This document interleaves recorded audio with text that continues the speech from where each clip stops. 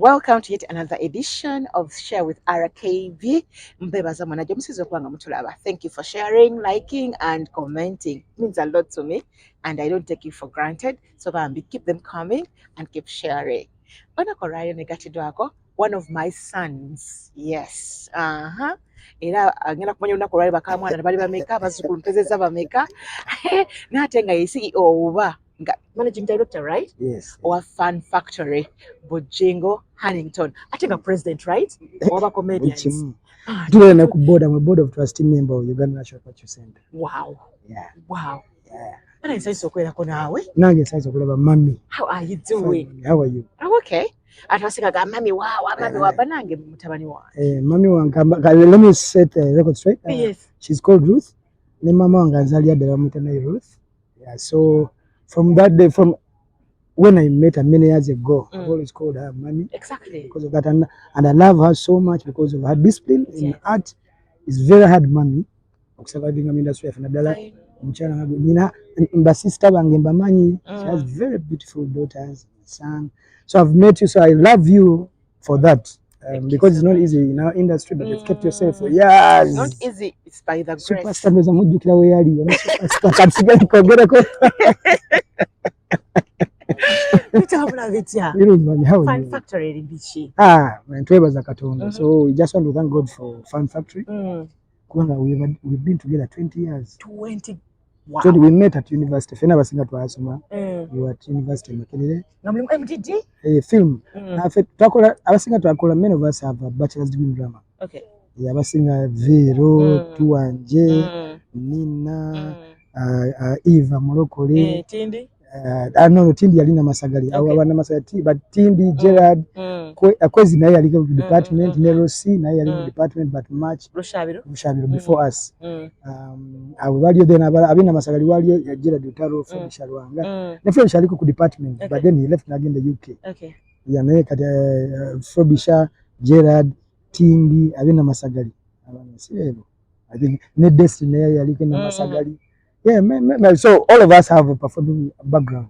So, Makerere University, mwesa ku department ya MDD. Yeah, that time balijitanga department of MDD kati bajita department of film and department of arts and film right now. Neje twesanga fena. Tuanje Namanda Morokole Nina, they were in one class. Okay. They were in second year and then in first year. So that's netwena chalinga netwekwata mutanse tutya, of course Luswata. So the lecturer of Buti Abasomesa, they are Asomesa. So we sat away and Peter. Then of course Bavero never joining later very night Richard D. And then very Eva. So like that. So the two I know. So that's how we came together. And the rest is history. So 20 years we're in the game, still together, running. Imagine MDD touch in a diploma and in a degree. I am a diploma up to now, no diploma. Okay. Yeah, make it fair, single degree. Bachelor's in drama. Many, all of us actually. It's only Kwezi, ne Rushabiro. Abaina MDD. Okay. Now was definitely in a bachelor's in drama. Yalishanga mutandika. Kutandika kuba kwangu. Obimanyi. Wetwatandikira bano baali basuperstar. Nakwakolera dda. Bati vale ngisho. Ngaza nyono. These are the guys we looked up to you. Bakatolugwama, you know. These are guys Abe, John. Category eyo. No, bali senior wo. Bali ba best wo. Ono yali muto. Nabaga ku stage theater ne wogana. But we look they inspired quite a lot of us. Sure. We wanted to be like them. Yes. But we didn't want to join you because we knew you were established. Omanyi Ruth. Try to manage industry. Tugenda kubijja munga tulaba. Twalaba nga nagena Pride na bakayimbira every Friday. But kolanga student shows. Yes. Nalsomiranga Lubidi 11. So every Friday of my life for 2 years. Lubidi? Yes, I was in Lubidi sis. Daruli ali Lubidi. Nari kati nze nava Chego beri St. Lawrence a fort. A single boys school. Olivo, of course, nae craziness, tabu. It was a good school. Very well, football and everything. Academics was good. Katinyendo kujeru vidi. Mixed. Nalimu culture shock. I'd never seen the setup that I saw in the video. For real? Yeah, people were too many. Many stream S5 when I came, streams was ali mukaga. In S5 twali like 700 people. Whoa. In one class. Whoa. Yeah? So I was overwhelmed. I've never met girls in my life. I met the most beautiful girls in my life. Many. I can imagine a brown cute boy. It was mad all over. Very good discipline there as a leader. So I'm going to lead. Yeah, I've always been a leader. From nature, I was been a prefect. Even at the department, I was the speaker, I was the chairman of the department. Yeah, so I've always been, God has always blessed me. So that's when I came to Luwili, I was shocked. Abana banji, teri musomesa agamba kusoma, teri akufaako, oyina kwefaako.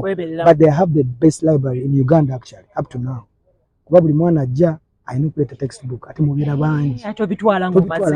Kati you can access n'obeera textbook mukaaga e Luwili for a full term. So ogifuna for you alone, n'obeera nazo. So it's what helped me. I went to University of Government, because of the foundation of the Luwili. Bw'obanga oli mugezi obanga oyagala okusoma obanga yakuyita go to Luwili and nga we police kwate eri musomesa agenda kugoba oli focus you can always pass because they had the best teachers. Final Kiza Hillary, all the best, like every subject, economics, they were Luwili. Najukira kwa Luwili baba Kiza the moonlight basomesa. So they're flexible. But I think also nechigambo from home. Chakuya manko kusigala ngo oli mulenyo.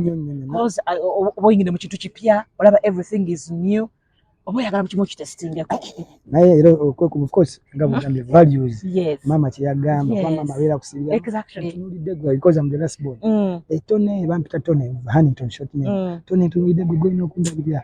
Omwana oyina okukolera ki. So at the end of your head ogamba wadobo nyumirwa nnyo wekana kuloga mama n'aba tajafuna atata. Right. From disappointment. So ngera wekuma mumu. You're the last born. How many? 5. You're the only boy. No. We are 3 boys, 2 girls. Oh, okay.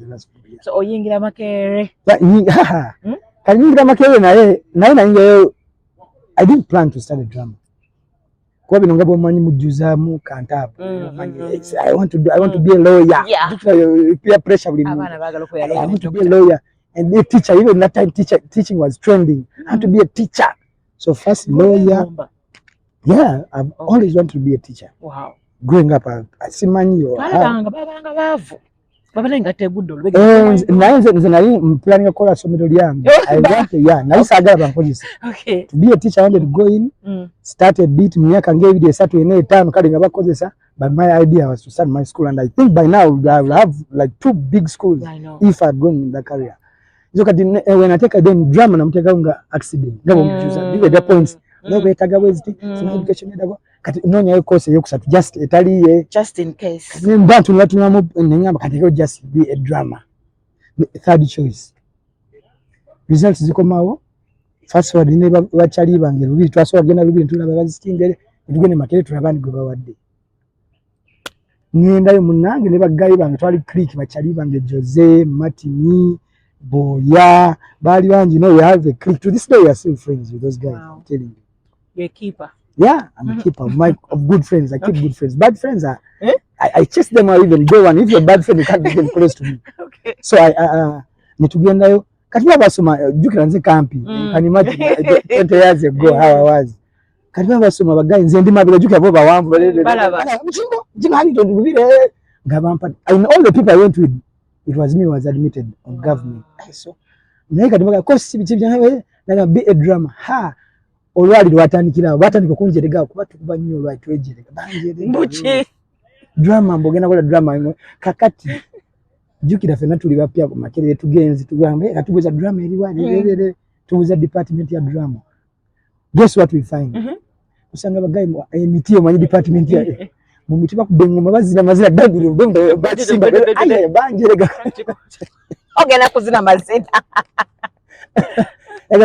ni Makere kati mujena kuba ngoma bichi Louis banjerega chamalamu era wena dayo waka ngamba mamangu of course mamangu nasanyuka mamangu mkazi tabide Makere ndi akaba maziga ngamanye of course singa safunye government sandi ngezewa where soko kingine Makere. Yeah, in my family I'm the first graduate. So kakati nata niko kaba mamangu mugambi ne kati nza akaba yali happy nze sili happy because my friends are banjirizi nange bya drama simanga nange kati of course mbamanyi muzanya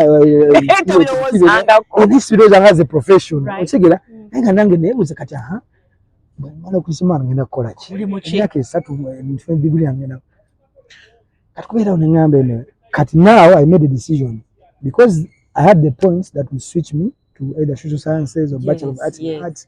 I could switch next journey forms ngagenda kuchuji ngajaka katika social sciences kubanga social sciences then was trending ngira maximanya abantu bakola swasa semanyi wo akajanja gikole abahola abalungi abavuka bona abayibona swasa semanyi social sciences peer pressure next journey forms nenzijuza mbana to like of course why say okay orientation week yao this is now a week's time mugenda every day baba orientinga baba gamba you do this nzira ku department nze ka this time sina bachalibo bantuka nasanga yo Professor Tamusuza he is a professor music professor at that time yali head of department yeah tuogera ichi so coincident ne mbuza nebangamba yo head of department ichi yali musajja ali pompa sema basajja angala galubindi lens yali thick like this I name motoka at that time ina Karina and owning a car at that time when you are a lecturer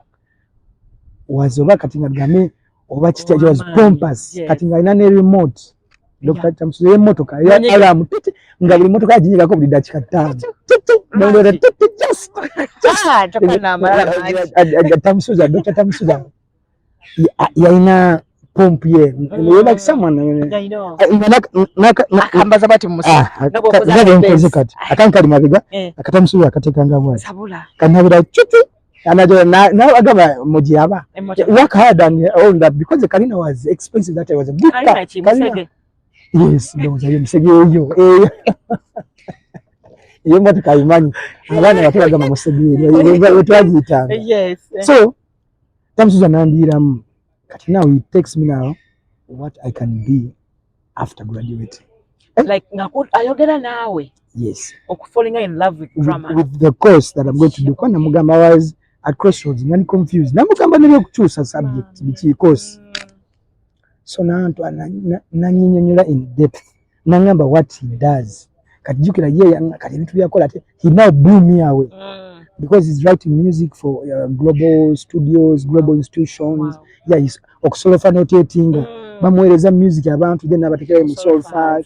He was earning huge money. Ataina ne motoka. Aina motoka at that time okufuna ne motoka joina waina kuwa mugaga that time. So after Professor Tamusuza took me through Nenga mabade mulalu. He was like a guardian angel.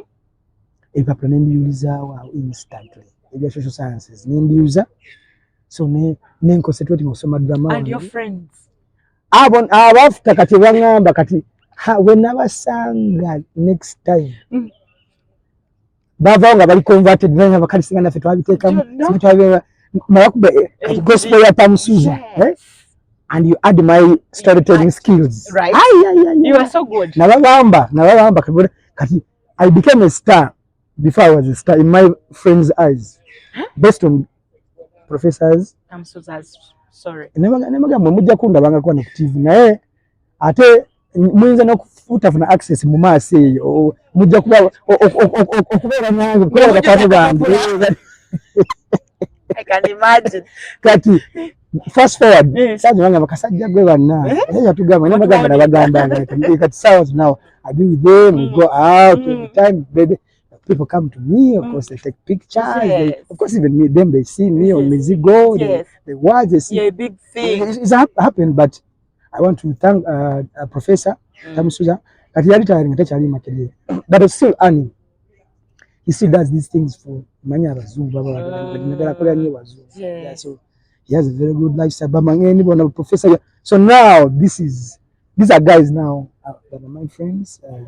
Who are professionals in these things, they consult internationally, globally, even in Hollywood consult some of them. Wow. Yeah, on movies, on African movies, storytelling movies. No more money. So when you're educated and when you're empowered. For what come last King of Scotland. That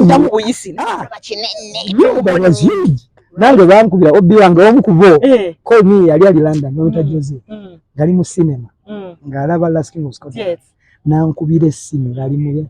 nga fina je ajukira bo bazi aga before pocho kula umaina li bodyguard nzate nje nabaya kukumbira almost a minute I had huge screen time yeah fetwalina ko ba seconds nne ejundi ngakute mundu yange ndi wamegala njezi to meeting minister muzungu batta so pocho ngaze pocho ndichi ndi wana musika nakola switching kasajja gwe ochimai azuwe ngamba ejo ze enjoy I felt so nice. I know, right? That's not a film nange. So this for me, the course has exposed me to the world. I don't think if I was a lawyer or if I was a teacher or if I was this big.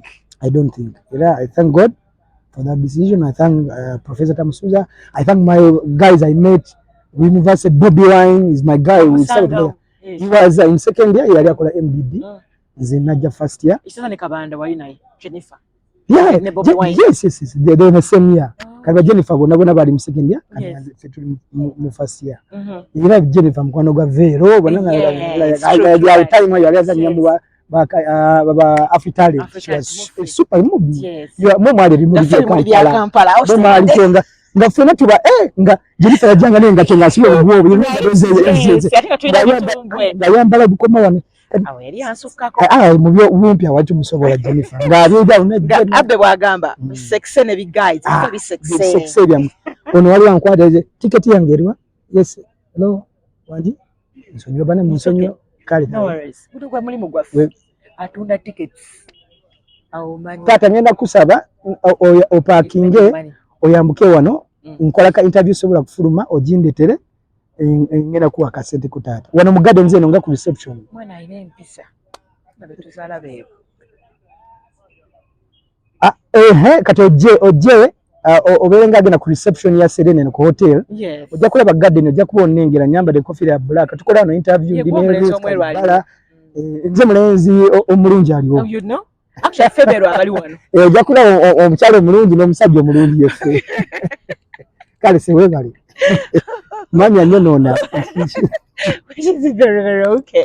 So natuze kusai kwa leo ngotandika oganti it wasn't hard like easy for you people kutandika a theater a fun factory okuba ku university mazo graduating mwatanga ngomita fun factory yali theater factory that time twali under Luswata kwa Luswata Luswata so exporting anze nga mind tuina chetuita people's theater practical exams nti every year mugenda mu field the entire school mu bantu from first year to third year abayimba bayimbira abantu abazina ne bazinira abantu abazanya ne bazanyira abantu practicals kakati fitwa tugenze mbale that time nzanyo of course tutali ansomesera nga manyi capabilities anayenga bwe mwa muzanya theory temuzanya nnyo kati eri mwa muzanyira abantu omusomesa y'abantu balabira kitone kyo kuba now your only acting plays 2 weeks buli lunako ozanya kubanga ba directors baba banji they can cast you in 5-6 plays max examinable a directing aba max nawe azanya lecturer wa max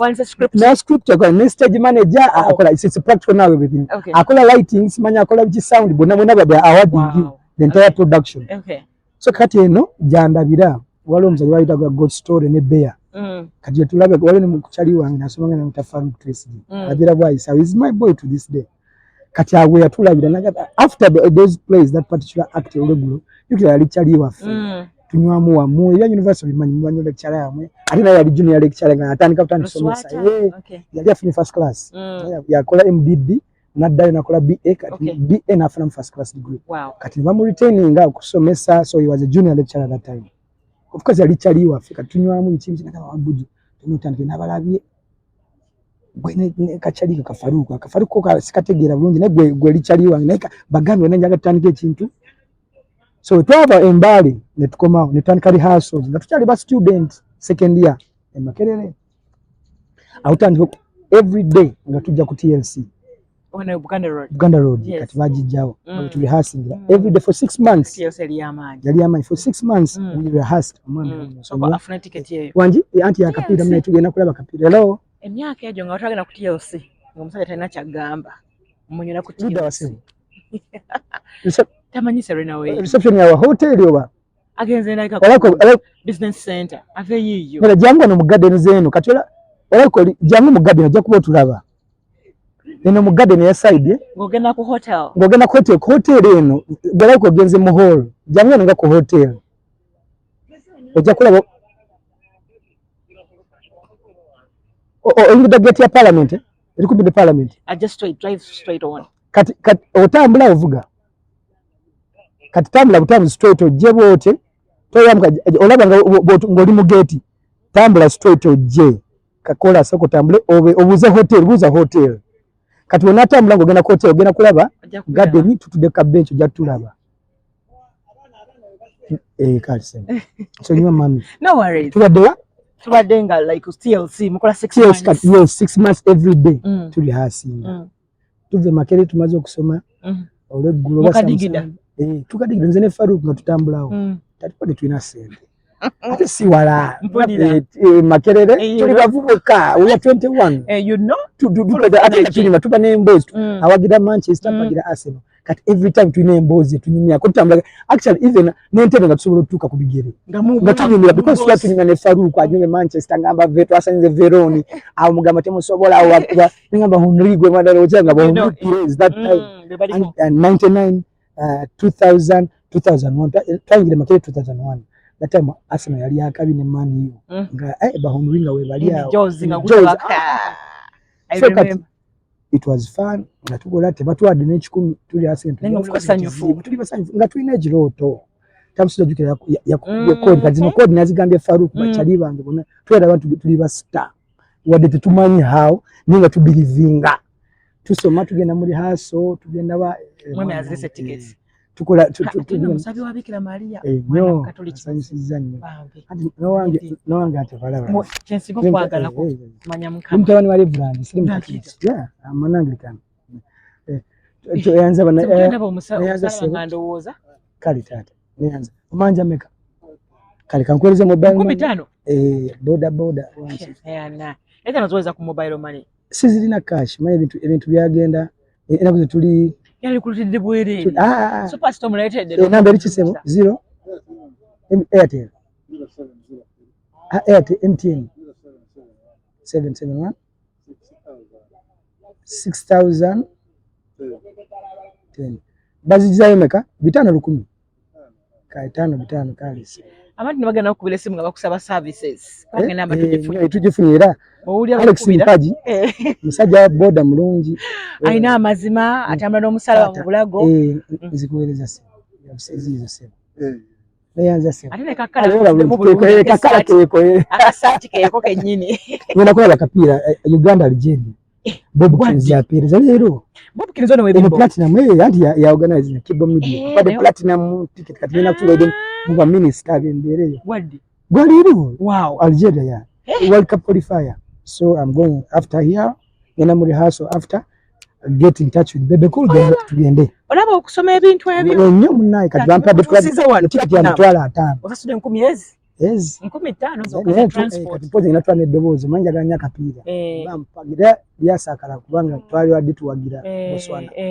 manyo bya kapira wogana from one to Botswana gwagwa guti I know kati era baba Algeria tufetu batopo gete naba nabanga security ali it's everything era buli kimu andi ka tickets ziri online actually now you can't even get one if you have to buy the sold kati bazigula abantu atana bao papa bino mfena tujja lumu people just plan so it's really organized and the stadium is nice it's built well obiranga la Premier League omanyi kinsa kiso kubanga timwageranga Arsenal zi Manchester kati kwanga musono kuwagira gwa wano ne villa ya twatu after 20 years yeah I even watch local games bana Uganda labe because the football is really nice liwa villa the new express it's okay si wa express ne Vipers yeah Vipers mutabani wangu yali yasomya ke kitende 1 year lockdown ejja n'agenda walala naye nga ya awagira Vipers abana bange usually tuwagira different teams so binyuma binyuma ologo nako wakati kuko so mukola rehearsal PLC tuli hasinga munnaye nga watch my team kati awo twatandika batono waliwo omukyala bamuyitanga Esther Jakum yali mu Nigeria yabira okuyita Faith Chimuli avyo tanaba kutandika nze Faith Chimuli Esther Jakum Trace J Farouk Kwezi Kaganda Julius Lugaya tutandisere haso then after like nga 4-5 months Frobisha na Janave London nakomawo Kafabisha nana join tuyazinga kati awo tanokulaba naye bana nayinze sobola kati awo tusanga vino gamba vino twatandikadde ekintu kyo wawo biki TLC vero naye ngajja tandika rehearsal awo tangise awo 6 months genze tukoze ne first show our first show to acting na boss ne mchala we ne bachalibe n'abaana be yali Dr. To nanyini wa TLC baye musajja muzungu nga na to be living mu nnyo nga ayagala something different kuba jukira ya Younger Nights TLC ngekola all days kati nga Thursday yalichi tekuli chamanyi kati nga popularize nga Thursday but with a new product so kati uluswata namugamba ayagala tanga comedy but short comedy singa mmojuka mu makola nga mizanyo kuba hours kati nothing atugamba we need to do atenga waliwo gap kati nga corporate world tena entertainment luzungu comedy wa luzungu mu mazanya Luganda bamarula nga we bali naye babira mu mabala tebawemula nnyo nagenda nga ku Park View ndambala ne Jaja Snance mama wange Ruth the bigger Ruth yali abya Nansa kati nga sneakinga kuvanga ndi mutu kuba S1 S2 95 S1 96 kati nga sneakinga kanzirukayo nyina mu Jaja Snance ekiro ndaba bamalula bugari awonera amoto muta bugiugi awonga kati nga yinda about is actually mukuyimba is actually okay talent a comedy amanyinyo nene mukuyimba in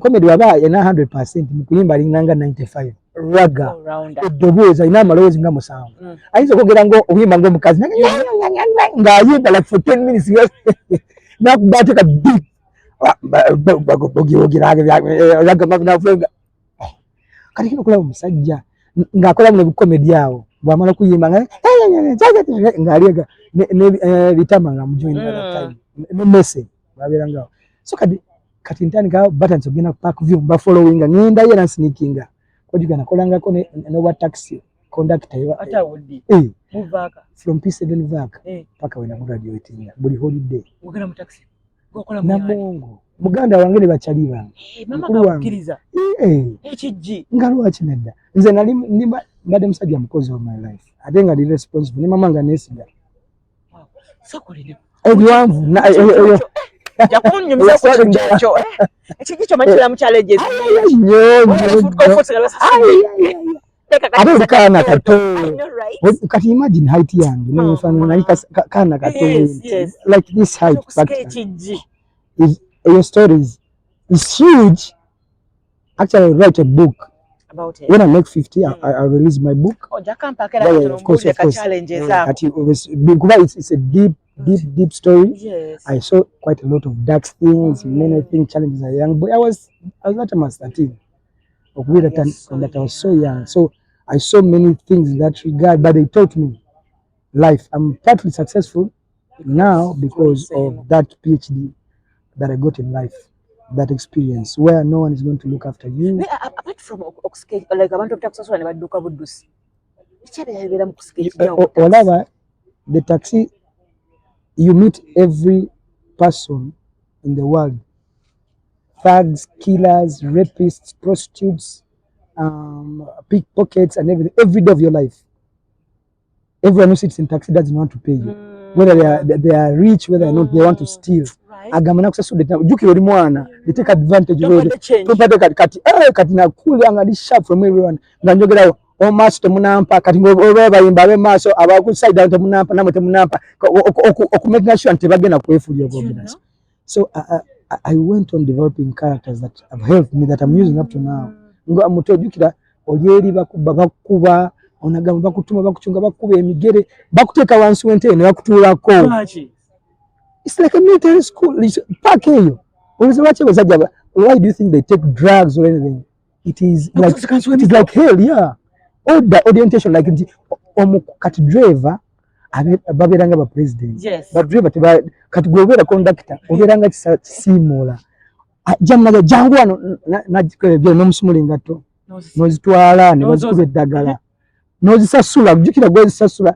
Toyina na kuina oli sente yani order noze na bazikuba no mali nozina ne bajana nozileta no soka no mweta lugabire nazambala no lina ne bazikuba ko jukire ne bakuita gwa kafa kana yale moto kajudde kana yale bambi Muno kufuna namba wano kibotika ate kali wali numberless kati simanyi numberless bagule namba obanga nakulamba wojja tolinda botuka gotikira kati kati bakutane ngemotoka jokola mu numberless tolya lunakulamba juka temumu n'amazzi ganyo akavuka ko yasamngena kuleka yakumenya amagulu emwe tabi oyo driver yakuliko tokai yalinde dda obadde otikaye ng'alya gwamula yagena n'alya ibye boss ochegera. It's a story for another day. So numberless yonga tojetaaga bulabu na kyekango kyoto kyantiisa chama oh dear. But I celebrate ngo musala gwogufuna yeah I was getting bampanga selling kanano over mutwalo. It was huge money. I was a rich man at school because of that. So kanajanga nenkola nga wenzi ayeche globe nze mbiro omukubagagga tofuna ngali kuba student banno abalinya tax makusangu sketchiji nabafunanga babelanga never how I know what I want. You see, for me, to this day, nze sigena peer pressure. To this day, ninya boda. To this day, ntambula. To this day, I go to a window. To this day, anything I want. Ngula kabalagala kasoli mugula. Exactly. Yes. You can sit down. Kubamba, when say take a call. No. For me, this is how I've been. When take it into an all business, I will do a business. Sija kufa. Yele ngabanda bale. Ngamba twajabwe denga ekinga basanga. No luswata. The first time. Yali abira na Mungu. Kati jukira ne ku university nga nchakuba ekiji that time yali superstar United Assurance I broke in my leg WBS akatani nga super kadi mbali ya taxi Mr. Luswata biji nga yingire motoka ntumutwala yale manyine muganda wange ntalo gamba kubana tukulidda namo wanga bidana namo ebe manyine ntalo gamba kyango omuzeje Luswata gabe tumutuka kupaka agenda nangi. That was my last week. Newe nasomanga ku university ngakola half day nenzija gwemba nya lectures na Samsung so mkera kumata kuna binenkola by mukaga baba nembalancinga. So that was my last route dropping balancing answer sudde oyo otemi nyenda nange mupaka ninya taxi dala ntwala makerere ngere weti lecture yali ya sawa munana nyenda mu amphitheater tusomera ntula ya guru nyenda lecture yeah, we know Musaga gonna some taxi ya ingira lecture room. Ntudeli wanju chike amphitheater, yali once mwana mumulaba. Kamwe yeja wata tuka maso ya tukuyaga tuza kunziri wangu. Nalozo ba mu stock najja munsa yalina cross bag najja munajitekawo. Young man. Chichi naseka je ngawo naseka. Chichi. Okola chiwano casual sir. I'm here for my election. Naseka. The entire number what? You're student in this class. Remember your bachelor, your first year. You are the first lesson, right? In acting class. So I was the topic of the entire class that time. But he was so humbled and so blown away that how a university student asketchiji comfortably najja ngali smart nizja and is proud about it quick and everything and he spoke about it nagama n'abantu bana if the character of that a young man is embraced by all of us here even you studying will not be hard because he's the one who brought me here narrating nanyola how bichi but I'm in shock that in my class I'm his lecturer but I'm happy from that day we became very close with Luswata. What are the best moments mu sketch jijoso okujjukirayo? Okula mamangu okubera sharp kuba ino kuba botaba sharp bajja kuba ate ino kusasula boss. I know. Kuba remember muganda wange ayina experience buli wakola bwati nalaba abantu amanyi sente meka omuntu wava mu stage eri amanyi yakwadde 10 babiri babisatu so kati bwe mutukira route kuba o report bakwita ku reporting omuwa sente ku reporting abamanyi mu mutwe abamanyi agamba kansubira gena kumpa gumukenda bisatu strategy obeerawo either obeera nga ziri ahead by 200 or slightly lower by 300. Yes.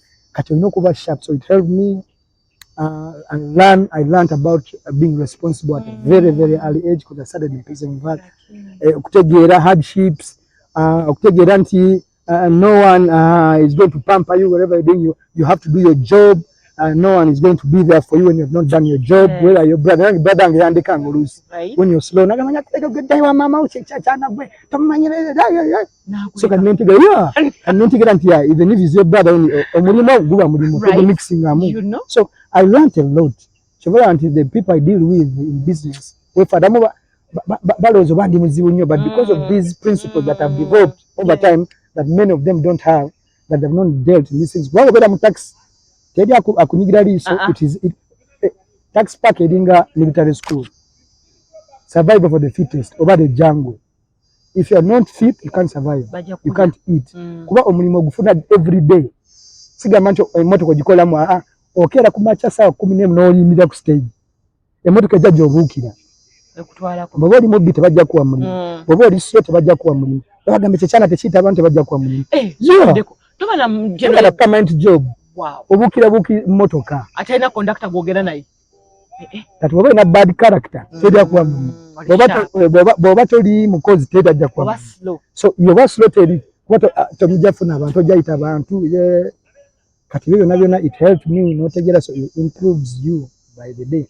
So when agenda okumalira okusoma okujja mu nsi okuyiya kati ngensinji manyi kubanji baddemu kuva P7 na toba damensi nga teri kinza kunema. So those are the survival skills that I still use to this day that I learned in the taxi park.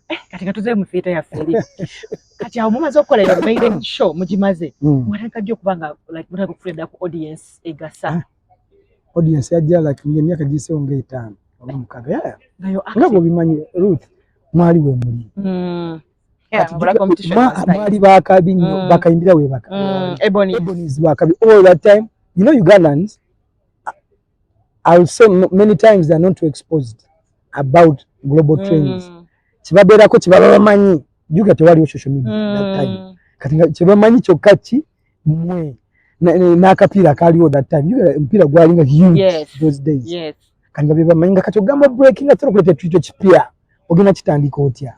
That's why it took us long. Tugere doctor tote batwa chips tebatwa sula kati abantu batanso kujjawo kati TLC abantu bajja mangu tujuza kahoro.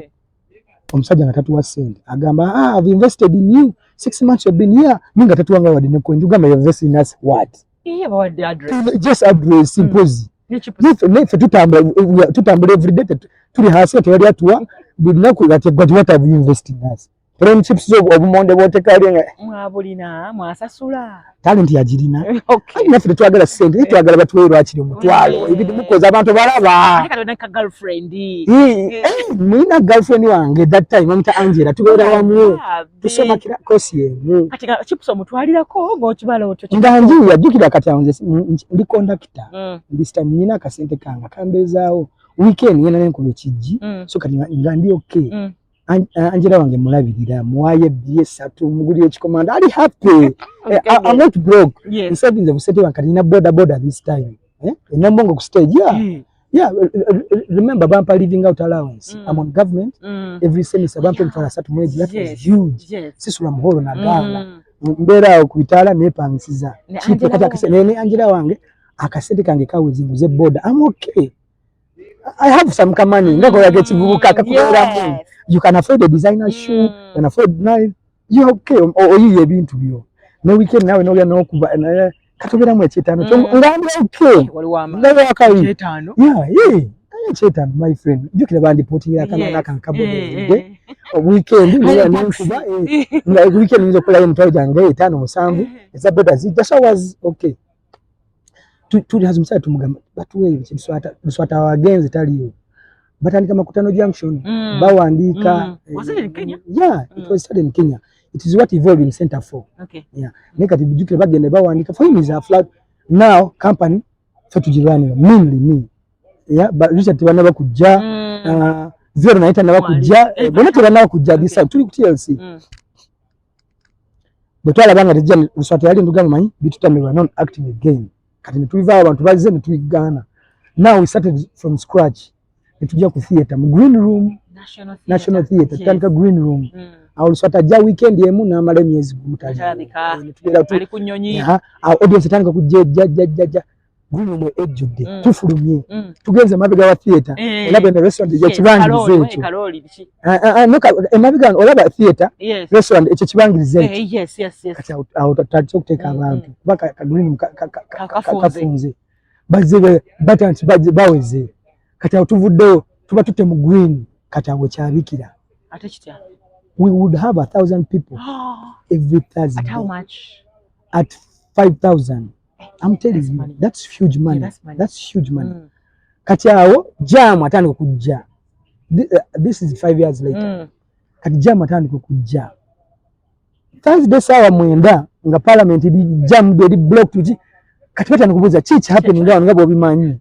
Ishibije kati gamba comedy kibani bichi batu tebatumanyi ajukira teri kati ate kati monitor batanze tuandika basali badali asi yere au UTA batanze jawe au Telecom UTA gambe are interested sponsoring us huge money. Why they were giving us 5 million or 6 million for what a month? It was huge money, huge. Actually yao Victor Ngei general manager wa NTV ajia abuza biti every time I pass here, I find jam. What is happening? Bamugamba is comedy. What? Comedy? Are they on TV? Nagamba no, they are not. I want them on TV. if people are crying, that means that we. So fast forward, they called me. Means you're meeting again. Who are no kusema? Hey, how are you? Yeah, I seen the project. And that time is the one who had introduced ridiculous. Whatever about Kenya, the ridiculous. So president that time. It's me who made the ridiculous. Remember ridiculous bali bazanga bakoze ko ne kivuru cha stadium. I'm the one who made them, but you know how I made them? It's because I put them on NTV Kenya and they blew away. So once I put you on TV, you're going to blow away. You see the people are going to yes. So how much do you want? He said, we don't know. Kati guy Victor Ngei nagamba, I'm going to give you everything. I'm going to give you a filming crew. Bichi waraga yali production manager. Nzikiza no musajja simenya gama Thursday I'm bringing crew, we shoot, then I'll show you what I'm telling you. Nganzia ngenda ngamba uswata yali nga mukubya ngamba ABCD uswata ngamba I know NTV button kali tukiza fast forward button go shooting every Thursday chichi ba shooting ngemyezi ngeji the Thursday ngaba editing byonanga NTV ebikola they shoot, they come edit here waraga nakola opener ya cartoon nasema tuli mu cartoon yala Babu Wai from nowhere Babu Wai hits TV. Oh my god mu mieze na mchagambwa wako katinga sende tuzongeza kukubetale mugenda kumeka kasanvu bitano kali kasanvu bitano kuba kati abantu nga banji nga tuna wabatuza nabo yangamba UTR eze sente Babu Wai tuguze kati ebyuma koze stage ya fair bweru now we built our own stage buildings fast forward of course ngabe wabitegera nebujamu butakanya bava mu sente management nebirala bingi sijja byogera ko wano kuba byayita dasagala ku opening wounds zihili sisi 13 years sente yeah it was sente juka fetu kola sente yes fetu ground tufunye kati ya 50 years of drama Alex Mukulu na Prisma has come in to promote drama. We are celebrating 50 years of drama Uganda at 50. Yes. But at the same Alex Mukulu akoze production, we are now done a countrywide tour to take comedy because Babu Wai is popular countrywide because it's on TV. They want us to take country katugenze Masaka tuzangira mu Bala street nenga batu wasene so sele zajja katatona ayogera birala netugamba taliyo tutamanyi otuzikoze. That's exactly what atinda muntu waffe tumugamba mwali mwaga kibere kitya nti mwe no kutema no twaki twagala kutema abantu bali balina akasente kebetaga deportation time. Yes, it's not a lot actually, it was small but they refused. That is, we said what, and people were not. That's why you saw all of us were together, only 2 people. We left 2 people behind, the directors, the owners. But mwali abali ku ground this day we are still together, all of us. We moved akasente bali batubagamba I don't sagala kwogerera abantu nebyo twabiresolving ayesagala busy. It's many years past we have left those things that twagala nayenga that was it mutual concept. Of course chetwakwataganamu in the first like 1-2 years nga bwomanya but we outgrew it. We are now okay. We talk to each other, all of us. We have moved on, all of us. We all do different things. There's no bad blood. That's the beauty about it. Actually, I'm not spoken about it to anyone. You are the first. Wow, because I'm your mother. Yes, because of your my mom, and you're an artist, and you know yes. the good things you have been there from day one when we are starting to this day. Yes. You are seeing. So you're like you're like my sister. You're my everything. You're my so to where I am it's not bad. Yeah. So basically newe kyasoko kubeerawo kyasoko nkibatulamu nnyo n'amaanyi era yali obimanyi nnyo nawe wabitegeera naye netugeza era awo ekirungi twakimanaginga bungi amawulire nga bwomanyi ba TV ajuga social media buli nte baagala bukingo yogera kirera nengamba bana there's nothing we are still okay we are one and we manage it well. So mwatula wansi ne mugamba kati kino bwekiganye shaka tujja kumalako kati fule kyaffe. Yes. Mujijawa.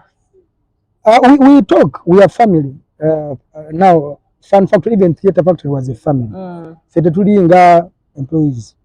I know practically everything that happens in majority of the people in the company. The same to me. So, we sat and together.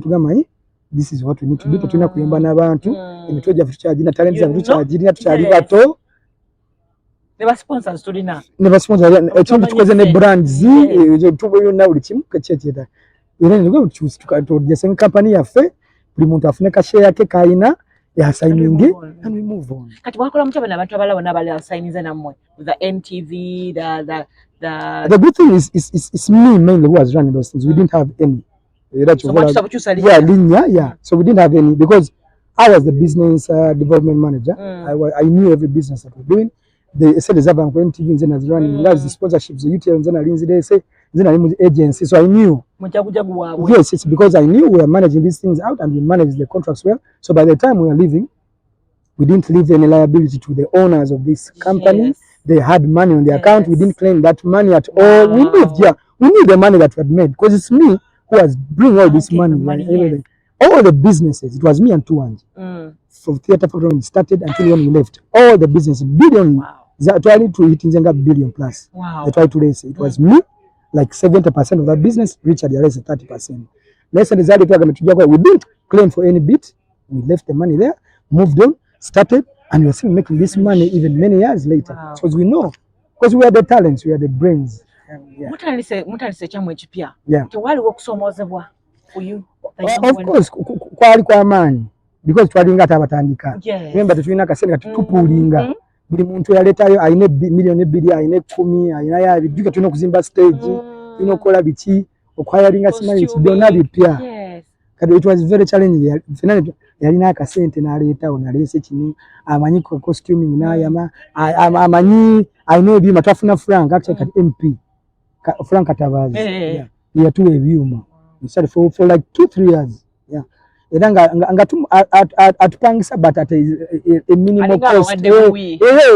Maintenance. Frank by the way, to this day is our boy. The MP he comes in the theater and not backstage. Frank MP Wanup Frank Katabazi, thank you my brother. Your friend. To this day. To this day. He's not my friend now, he's our brother.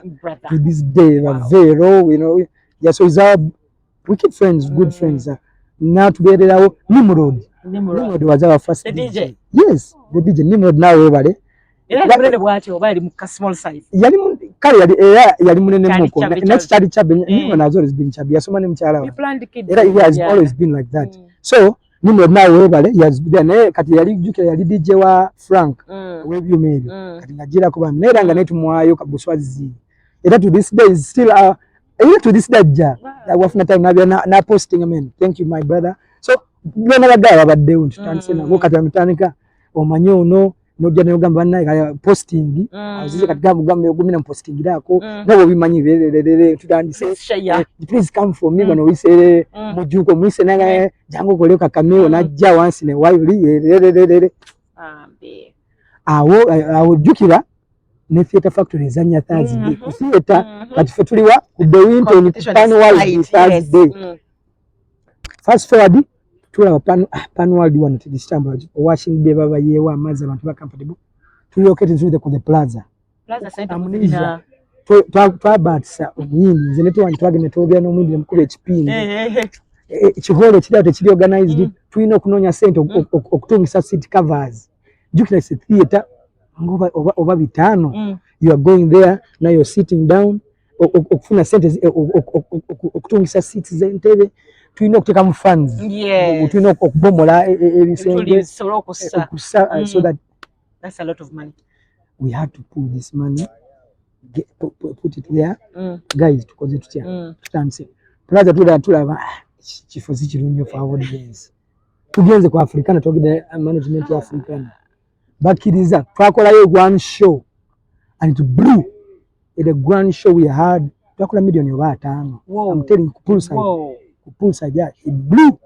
Navyo twete tumanye enkuba yatonya that day Thursday yali twajita grand comedy because we used to them a vida twacharging mutwalo abantu bajja bangi Pepsi ne support etufuna akasente awo netwebulula ntereza amabanga twalina the show ya Africa na byamba netandika kati awo theater factory ne failing ngatefuna abantu misa wa Rugembe nakubira vero chichi then of course ningine togera ne Richard so they admitted us back.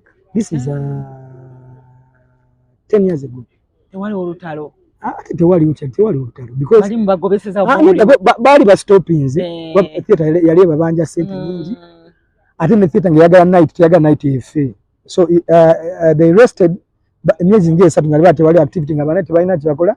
There was no option so they called us fetwagwa ngabana bagala then we agreed the partnership with the theater and we started 10 years ago. So how come like what took kufuka managing director for this? Katfena tuerava we know our strength and weaknesses. Yategera ntikati onanya inze kola chini tuga kani twewa posts based on our talents and abilities. Nitugamba kati vero gogena kubera welfare manager kubaka muntu abjiko muntu bya chala yatubikwasiza. Nitugamba kati Richard gogena kubera public relations waffe kati business development director navyo tubikwasiza kati gwe pamba navyo. Nitugamba kati zinga ine mbozi oje ina story buzitu muri haso yalita story nitugamba kati gwe creative director wodo no kubera in charge of creativity you are the director. Nitugamba naye kati nakutako ne vera gena kubera assistant wo deputy creative director. We are seeing all our strength.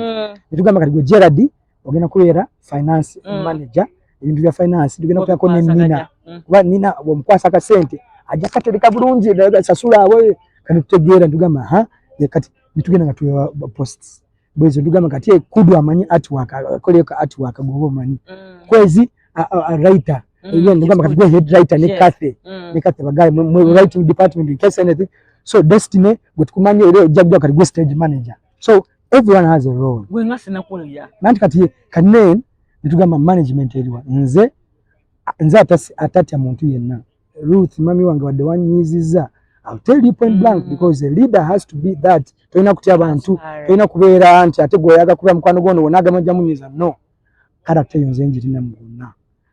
I can speak to anyone because we are almost age mates, we are friends. Abantu katubada n'entondo, abatala kuliza kino, me I don't mind nja kugamba bo sala ocho inokola wonyigira it's up to you. Wanchi kugambe nanga te we start gamba company yafu jagisuula. Nanga lebo bwe mutangambe netugamba nanga mutangambe ko tuyinza atokuba bye twalimu gye tuva kaniteka mechanism tugamba tujja ku repeatinga bili baddewo transparency sente zize zili meka zizino eke wa muntu gaba one way kati onagenda funa meka base lwachi kukoze ABCD mtu transparent that's why what's your description job ABCD so when we are paying you are paying based on what you have done. Hey, so when I send you wow. No. That's nice. Everything is done based on your input. We are certain pay people based on projects. Okay. Based on your availability, your input. But mala kuna mwezi tuja kusasu. Right. We want to you have to come for rehearsals. You can't just say because body star. Wow. That to this day, tulinga afrigo matter of money. Right. You don't rehearse, you don't act. Wow. You don't get paid. Chibayambe kiti okuba discipline. No omanyi tuli star, all of us, you know us. We all different stars. Some are huger than the others, but we're all superstars. Yes. Kati, of course, by default, abantu babija mwe. Tumanyi tuli bangu. Now we manyi. Sasa kujo tumanyi. Ndi wakabyo akavimba kati. Achuli ate kirungi we are all shareholders. Okay. Yeah, we were very encouraged that. The company is not mine. Yeah, we gave everyone. When we are starting, everyone is a shareholder. Wow. Those who started with us. To motivate? Yes. Okay. Because it's kati buli muntu wataya shareholder bagamba kya bujingo kyatu wanje kyamanda kyazizinga now oli owner, so I will hold you accountable. Okay. Because you're a shareholder. Wow. So I need dedication. I need you to deliver. It's not my business alone. It's our business. That's why we run it as a company, as a family business, because we're a family. Yeah. Our families are first, but Fun Factory is our second family to all of us. Yeah, so that's how we run the business, the family. So, yeah. We are a democratic company. Right. You can't, I like that. Yeah, we are a democratic company. You can't impose. Angela Wafari, Angela Wafari, Jari, she's my friend. I still talk to her up to now. I'm dropping her off. Embozi Angela bam, you're dropping her ngabo money. They have a dream. We are doing the same course. Naye ambuza ko lumu Tony. Because yampitanga Tony because she my mom knew her, everyone, my friends, even my current wife knew Angela. Because my wife knew me when I was with Angela. Okay. My current wife. We were an item where we started cohabiting, staying together in first year. Kati yete yalaba. Hostel. Yeah, and akuvada saga was ekana vayo muvaka. Year 6. Kati ngatoyina wogena kutwala muzihoro. Bana. Bali bavude mwesikize empambanye nensi bali konta from 7 katozo akonte bali muhoro bagera abana bavude waka. Kati nze mbadde munsi. That's why I always wanted. Because even before that I was renting. Before I started university. You told me? Yeah. Kubo mwaka mulamba akwati ngankola. Ekijinji kuba full time vaka. Bakubuza jolaga. Ina TV yange ina CD changer yange. Ekera nizina jukuba mu jamurumu yange ekivuka ngo. Kati munaye anje ataba dream. Taba dream. Nali ngenzera luswata tugenze ku traininga. Fort Poto UNICEF had a UNICEF project. Nasanga Angela yasidemu ebinga ya business. Olaba tukunga kino yakubuza Tony. Walo yakubuuliza. Yambuuza nanga kati what are you going to do ngatumaze soma? Because you are doing something ne mutumu yene mugamba what do you do? Atugenda kujawa mulimu. Nga mu mulimu gujawa. Nsomye drama ngenda tandika business. Kawanda batuli hasi ne nswapya. Kitu twanze do kiraba. Nga kivugira yanyega.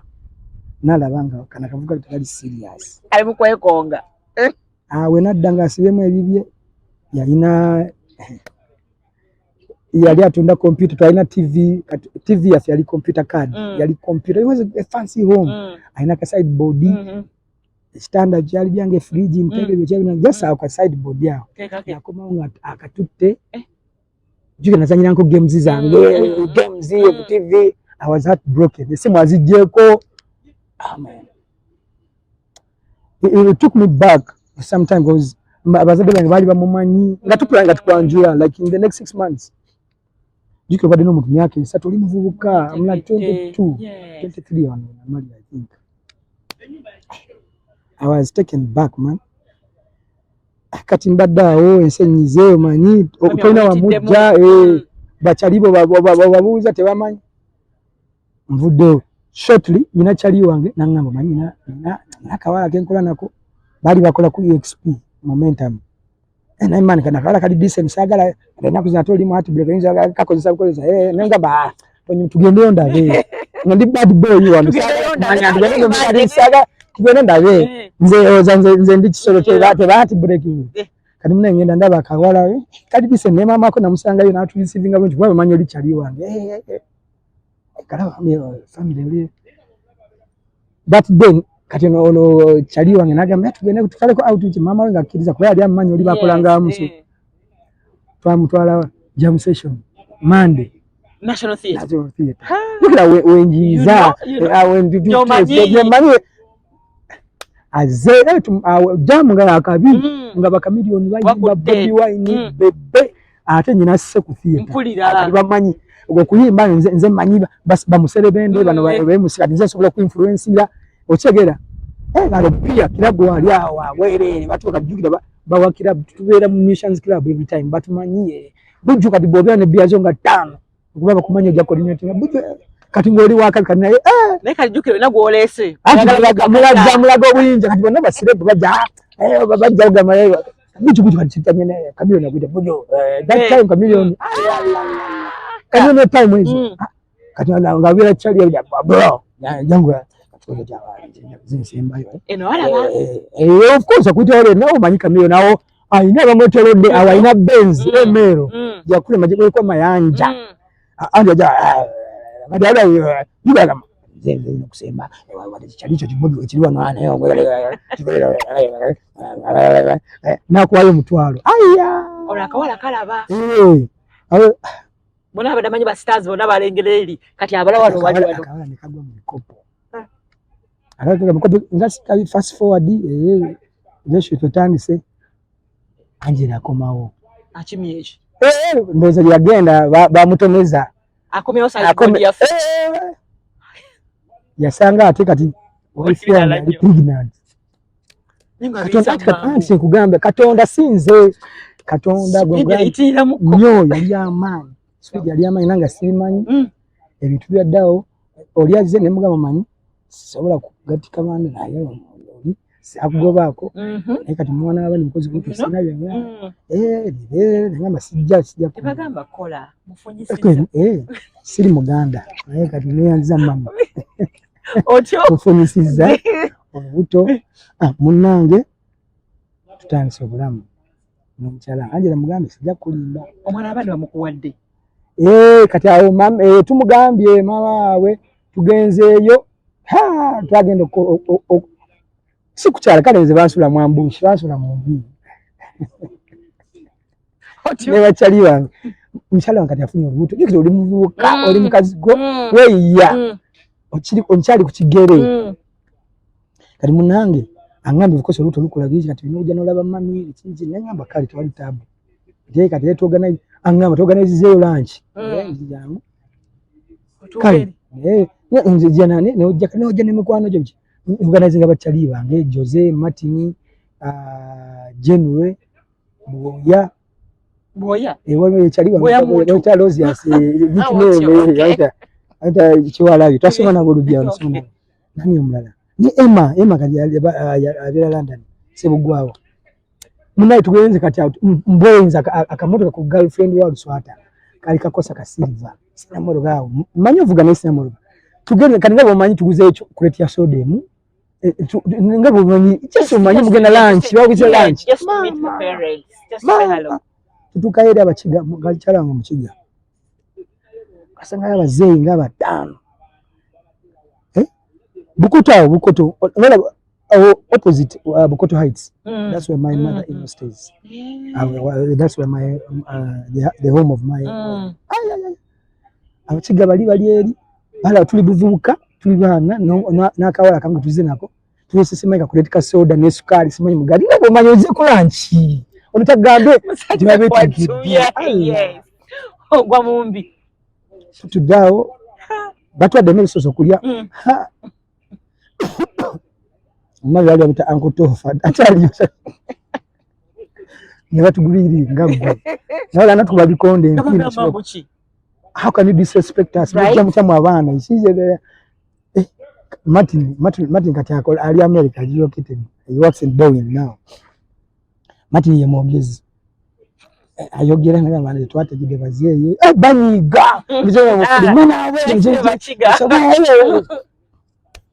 tufumira were plani yale tugamba tugende tudamunda tuduke ada banjo tusiba omwana ali lubuto mini wa lubuto myezi nga musanvu mukulu luzimbe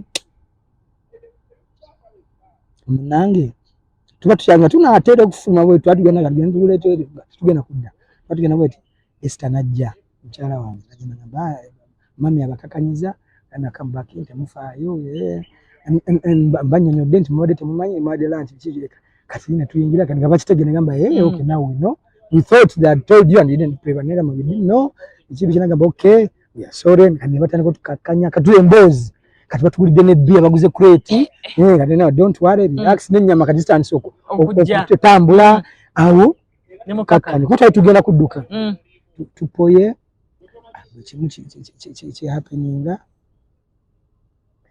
awo ne batutegeera tugamba tujja kudda era tujja kupulaninga bulungi. Fast forward mukyala wange n'azaala bulungi n'asumulukuka boy sabe katagenda ku university is flying out in September. Is going to Canada to study. Starting university life.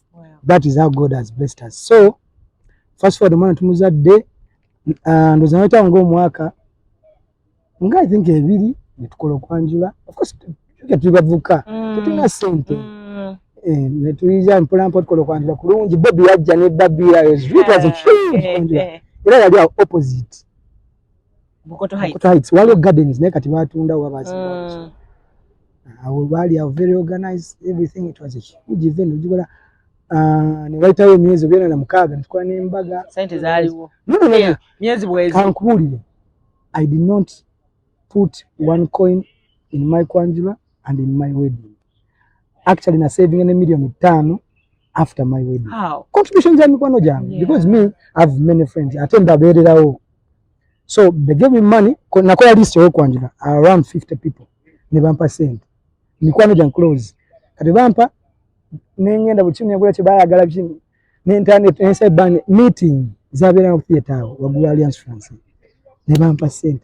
Everything was paid for ne saving.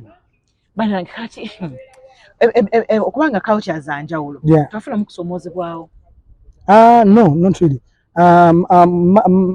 My mother-in-law is very understanding. Anjagala kadalinga mama wange chali wange nyonyi kadi naye ali abera America. She says that but she understood me akuba she lost the husband when my wife was in P3. Kadi naba kuja tibali 7 kadi yalinga tati yalinga mama nga understand kati ngama ya manye hustle alabe kawalaki kafunya kabuka kali focus kaina vibe kaina dream. I've always dreamed big. Nemgamba tujja kuvaayo nempulira program zange abo tuuza nazala n'omukube kipindi nomugamba yo plan akwagadde era nanjagala nantegera nnyo so suppose nga n'omwana wange bigira mukyala wange naye yali akyasoma nze maze kati asoma at university. Omwana juke tumulekera Nazara yabeera she's a nurse yali akyabeera Bukoto before she went. Nenga manchi okola manyo omulimu amanya ndaba nzanya kati tuli tuze Baby Wire kati ku TV ebyo nakwimiza bili fast kati andaba alaba ka progress we kali awonguzele kati akamoto nyina kakosa UAF 319 ara kakagulio kamani ejo badde from day one akati life of that progress akavuka kali kwatwale ugenda okalaba ko mukyala tali naye agenze kuyiriba akola promotion ye era kati omwana ali Bukoto genda yo luzi no twala busukali ebere obulamu bwachuka okubeera nga kati oli bwachuka focus my concentration focus because you have a kid katocha alingo jo chabira ndongo jirimo nayo planning omwana wuno era kati focus ejo vulaba kati agenda kusoma bidu kangame nange simanyi kama it's good day one you can't it's not my naba wali wa post ngako nga mwami mutabani wa wagira timu ndala nawo wagira timu ndala bonna yaja bitya ababiri oyo mukulu yali awagira Arsenal nomulanga awagira Arsenal na tuwagira Arsenal omulala ya kuvadde wani ye wa wa Manchester kakati Arsenal bajikubye nnyo wenga times za wenga myaka kati tumaze myaka aga tuchikopo omukulu yatandika ne baluwa very touching that dear my cast ever since I was born we have never taken why is it am I the one with a body spell wololo from this day forward I'm not going to support my Arsenal again I'm a Manchester City fan nateka nagala weisenge chakapako nakateka kusete nakakubako nechifanya kalina nagamba don't even talk to me talk to mommy give me a break chenagaba nakoma one jaze ya Manchester City that evening nemwa nebifana ena reposting ajikia ngamba support what you want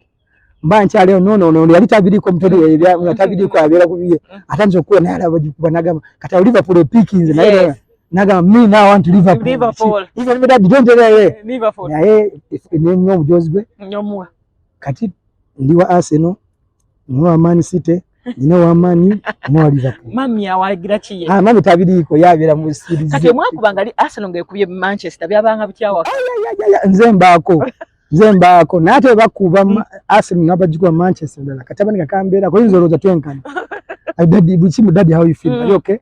Hopefully you're not getting an attack. You know? Dad, do you need tea? How has been parenting for you? It's been a joy because I have a very supportive wife. So we separated roles. Njiriba sente, nemenga sure kati ye responsibility y'abaana kusoma, making everything, ye swimming activity. So we split. Yeah, of course I'm involved. I'm briefing and I'm masomero. Class day, video, we don't because they come home every weekend. Baba kids, so they always come Friday, Monday morning. So we don't do videos. But I do class visits, swimming galas. You know, they are swimmers. Balimo Altona, they are serious swimmers. 11 nationals, I think 20 something. Yeah. So I'm involved in their lives. One no, they are involved in so much work at the international syllabus. You know, quite involved. You know, daddy, you take interest. So. And the boy being Katakuze, that first talk you and him, daddy son talk. It's nice. It's really. I'm very free with him. I tell him everything. I've told him my stories, knows all my stories, suffering growing up, how he has a planned life which we never had, and he should not take for granted because it's not guaranteed. Right. If he can't sustain himself, then he can't live that life. But you know, I'm free with him. Chali wangi Ile kunyumiza ku girlfriend. Ambuli anaita ina. Batanaba era tayagala baba manyi. Amanyi stress zaabwe tabagala balina yagasoka kukola. Wete gwa mugamba otaba na sente tele mukazi agenda kwagala. No matter what atoli muto.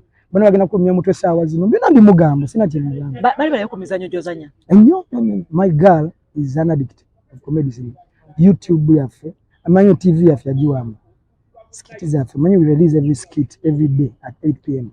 Kati ya manyo musanga sekayo kanebagana ka influence ne wakaso. They watch, they come, they even act.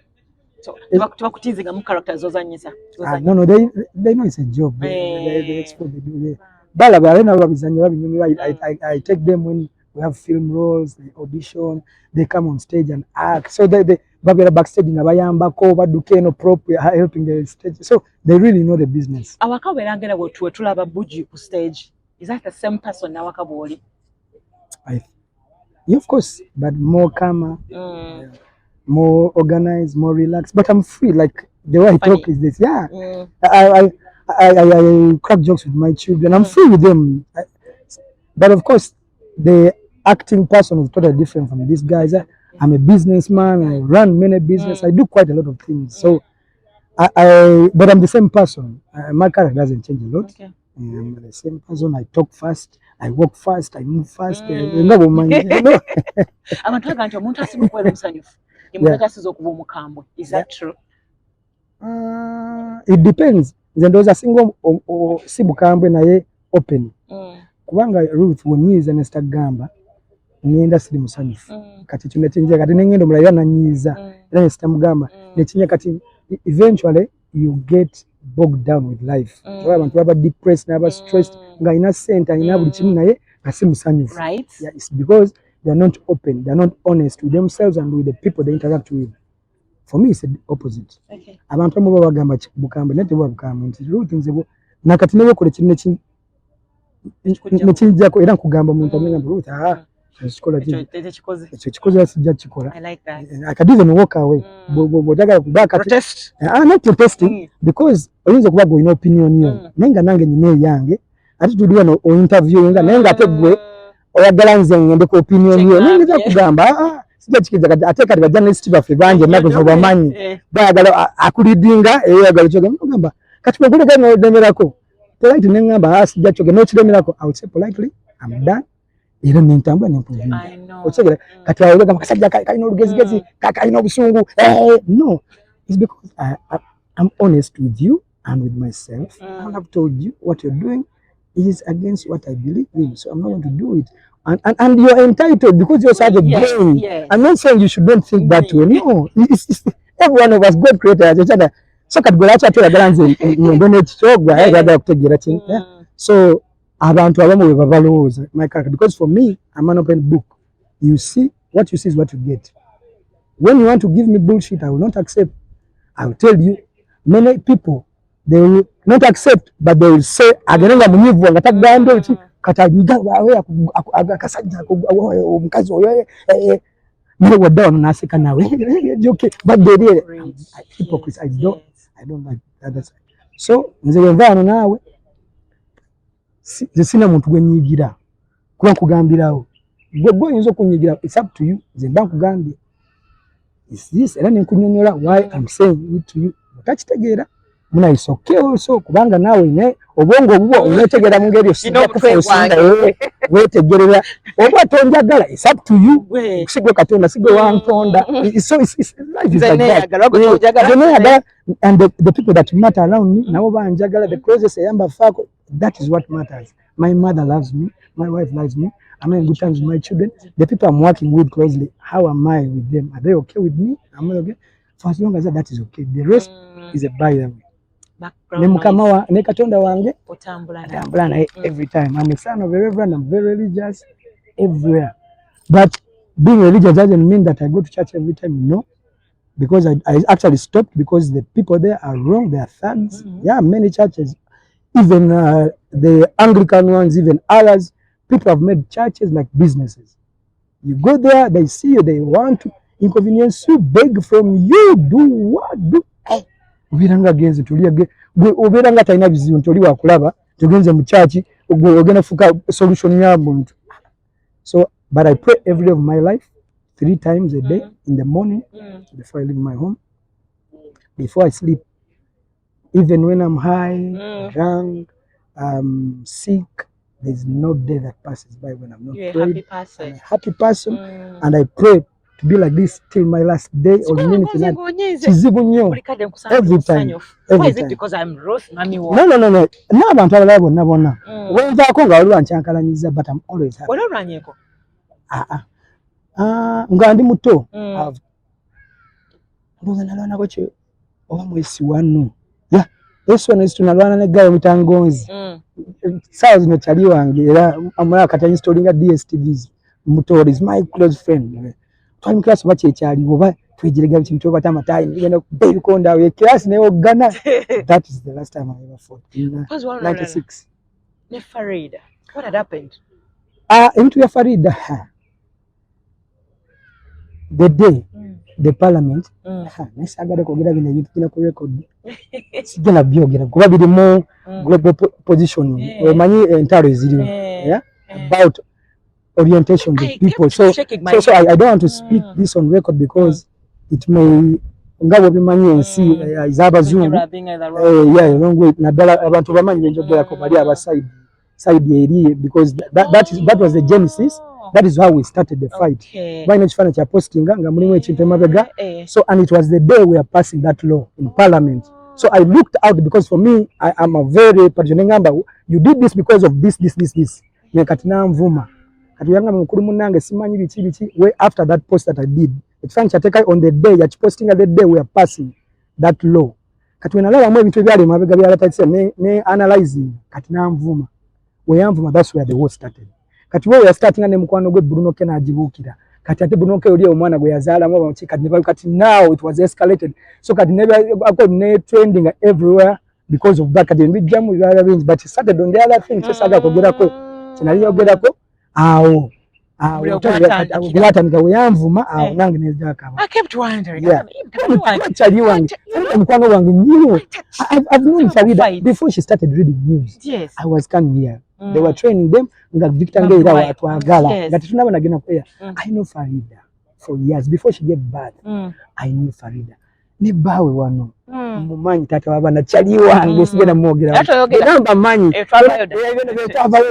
nebira bije fast forward namba manyi mukwano wange yo tujana kati uyamvuma ngamba kati ngagwe nomvuma. Of course gonja kukubira kukuzi simu zo nkubuze ne Farida ashitoka mukubira kati cha Farida chali Farida ine namba yangu na hilo achiti yangu tinange byonna byagamba barozi bona ba producer they are close friends of mine. I've studied with them and everything.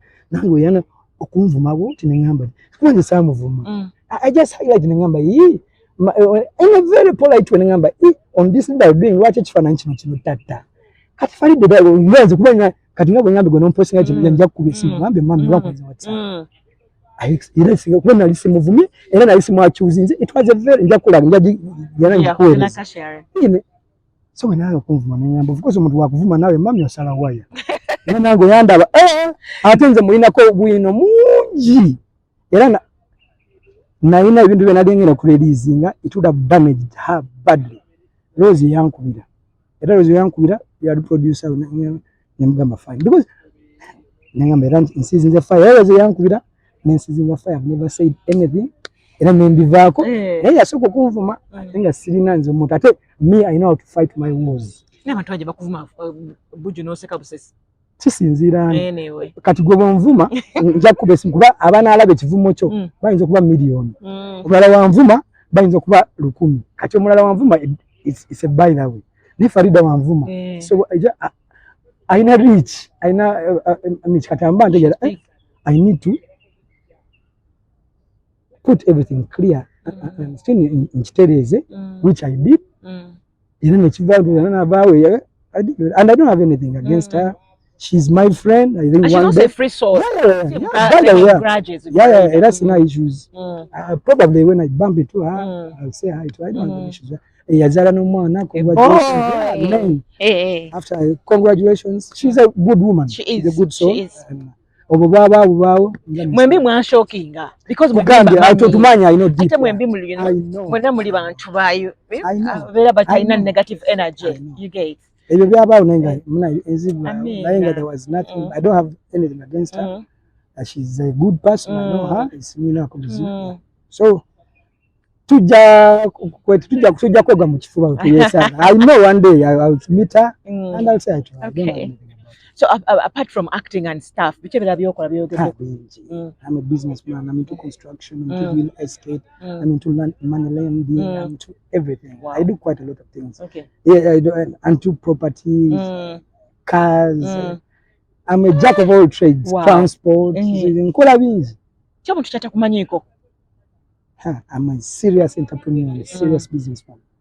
You know, abantu propaganda, people talk about me, about this, how my lifestyle, how do I live my but they don't know. Ugandans don't know a lot, and people call me an informer and a spy because they have stories about because they don't know my life. When you have flown in this country, you've done this, you're here, your kid studies here. They don't understand how because we've grown in the ghetto. Here, I can walk.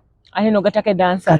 Dance and over taxi. Yeah. So my mind is too sharp in regards to business. Exactly. Almost went to cover opportunity. Yes. But it's because how I've grown up.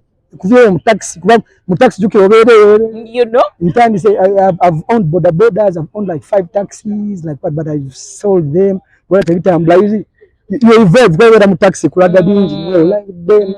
so we do quite a lot of things, not just acting. Such as kuzanya mu luzungu.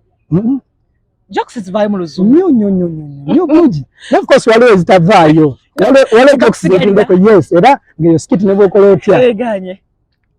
Era tuyogera ndugamba skit ya Luganda ndio tamujita. Right. Nezo oluzungu ziba easy. Wale kubeka embogo ku stage. Nyo ate bakwata nazanya nawe ajidamu naja amplifying na because it's funny. Najiremera so banzo jimbe kinga like 1 more minute. Wajikube oli na ajikasuka audience nese kanoli nawe no jidamu because yo utuzi kubira dala. Okay. Omwana mulenzi ali eyo hali agadde okubera you. Yeah. Magezi kigomowa. Olina okuba n'empisa first of all. Abaana bina kuzo tubalina mpisa. Balina okuba hard working. And focus. Enaku zino bagala nnyo genda mu gym, bagala bakazi bakulu. I know. Mwina olekeraawo. I even have my friends who call me. Buju goli connected. Mfunya ekikazi ekirina ssente. Goyina biki nalabye ono. Nalabye simanyi ono yafunye minister. Gwe kati munaiwe. Mugamba bannange banaye mukole muve muntu teri agala muntu asabiriza. Right. N'omugagga tagala musabiriza. So be focused, be hard working. There are many opportunities in this country. I know teri mirimu gannange togenda kusoma ovembo ogende bakuwe mulimu bona abufuna mukama ajja kuba kuyambe but is hard. So majority yonna ng'omanyi olina kwetandikirawo oba tandikawo. Tetwatandika dokwiriba n'ensi kyovola nti ezita tuzibuwalira right now. Namwe mutandike tolowooza nti taata agenda kupulaninga all they can do is educate you. Exactly. The rest you have to feed yourself. Don't think that an older woman is going to look after you. She may look after you after 1 year, a year or 1 month. ajja mutama ajja kwagala omulala akusingako, so you'll be depressed. Balekera bakendeze drugs, there are too many drugs banange. Reduce the drugs are not taking you anywhere. Ekisembayo, they should do first things first and last things last. Tebakulembeza birina kusembayo ate basoose ebino sembayo. Then with everything, this land has a lot of opportunities on almost everything. Only that don't think that the government is going to give you a job or is going to create it for you. No, but you can create it for yourself. Art is still very virgin. Social media is there. Do stuff. Put on YouTube, TikTok, content. Yes, I've spoken to many comedians about that. Many of them are out of the business because of Kwemula. Some of them will get out of it soon. You watch the space. Mulekera Kwemula. Anyway, abayimba, abazanya film, abazanya comedy, abakola buli kimu. Mulekera mukendize. Teri ayagala buwemu kumala banga. Teri sustainable. That's it, mami. Thank you so much for your time. David abazukuru. Kale mami nange nabira ba sister bonne daddy. Daddy nkutumidde. Daddy mu meeting anyo mukyali wange. O meeting awa. Nga oli naye. Bye.